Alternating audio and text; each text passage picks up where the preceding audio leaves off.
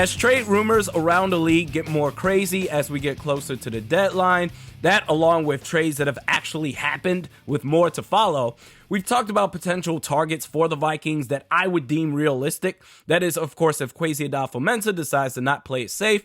Darren Payne and Mike Gesicki, they're going to be free agents after this year, so maneuvering the cap for a little more than a half-year rental is certainly possible, and Jerry Jeudy is still on his rookie contract through 2023. But if the Vikings front office is going to make a splash move, one that would no doubt make a seismic impact for the good of the team and would require more elbow grease to make it work, I present to you Houston Texans wide receiver Brandin Cooks. First, a look at the player. Right now, on his fourth team in 9 years, of those 9 seasons, Cooks has eclipsed 1,000 yards 6 times. He's a lethal receiving threat in every zone of the gridiron. His hand and speed allows him to stretch the field. He is a dynamite of a football player. Trading for Brandin Cooks would be a game changer. KJ Osborne and Irv Smith Jr. not panning out. This passing game will only go as far as Justin Jefferson can take it. Adding Brandin Cooks to Minnesota will spread the secondaries thin. You can no longer cheat your way on Jefferson's side anymore. If you do, Cooks will take you to church. Adam Thielen on the underneath and intermediate routes. That's a mean 1-2-3 combo punch.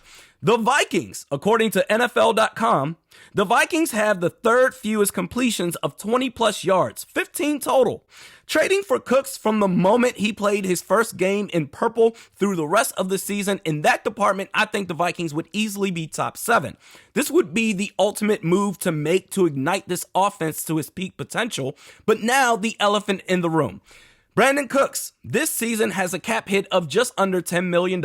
Texans would be responsible for a portion of it, a couple of restructures on the Vikings front. Cool. But then in 2023, Brandin Cooks has a cap hit of $26.6 million.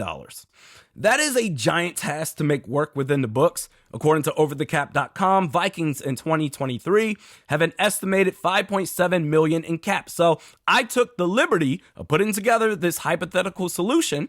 Your 2 post-June 1st designations, whether it's via cut or trade, goes to Dalvin Cook and Adam Thielen. That clears $24.4 million in cap. And as much as I hate to do this, but if you're a pro sports GM, you got to make tough decisions. Eric Kendricks in 2023 will be in the final year of his contract. He'll be 31. If you do end up re-signing him after that, it's going to have to be at a lower rate than the $11.4 million cap hit he's scheduled for next year. Brian Asamoah is in waiting. Draft another linebacker.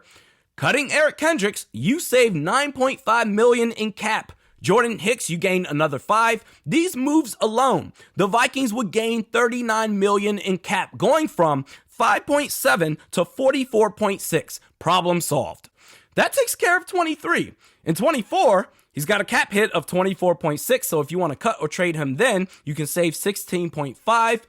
Trading for Brandin Cooks right now would be such a slam dunk of a move for Minnesota. Now, you got to do a lot of house cleaning to make it work. It's a pie in the sky dream, but sometimes dreams do come true. Probably not going to happen, but boy, if it did, wow.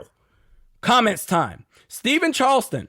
Mike Gesicki has had 2, 4, 5 fantasy points this season. Oh wait, 21 points against Minnesota, so I'm not sold on Mike. Well, whether you're talking about fantasy football or real football, it's all the same in this regard.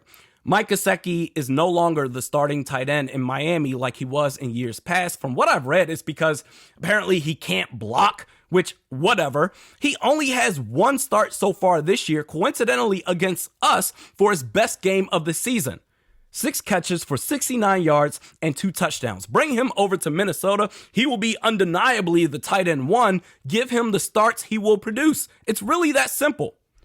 Corey Hoff, we need to change our mindset. Stay aggressive. Stop playing the GD victim here like in the past. We are the alpha dog in this division. This is a new age, my friends. Make a trade to get better or don't. It just doesn't matter. Just get good value and don't be stupid. We have a good core and are not desperate. With that said, to be a contender, we need help on defense, I think, to make us a serious threat to Philly.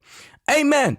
Amen. Corey Hoff, you're right. if you're a Vikings fan, there's no reason to be scared right now. At some point in time, this franchise is bound to turn the corner for the better. You remember the Eagles before 2017 hadn't won jack shit. They went to the NFC Championship game, 4 straight times with Andy Reid, a Super Bowl appearance, but that's it. Hadn't won anything before that. 2017, they won it all. They figured it out. Why can't that be us? We're 5-1. I'm going to talk about it, damn it. But you're right. I like the point that you make, Corey Hoff, as in, what trade can you make that will put you over the edge compared to the Eagles right now? They're the biggest threat in the NFC to the Vikings. Defense, perhaps Darren Payne. I think with Brandin Cooks, you trade for him. Absolutely, that puts you over the top. Lastly, Turb shit. He says we should trade for Greedy Williams. Well, the problem is Greedy Williams is an outside corner. You've already got 2 quality guys in Minnesota in Cam Dantzler and Patrick Peterson. You just drafted 2 outside corners in Andrew Booth Jr. and a Caleb Evans, so I don't see where he fits. Greedy Williams, I don't see where he fits on this team, but if you're going to trade for a corner, let it be a nickel guy. We're back at it tomorrow. Vikings versus Cardinals preview. We'll see you then.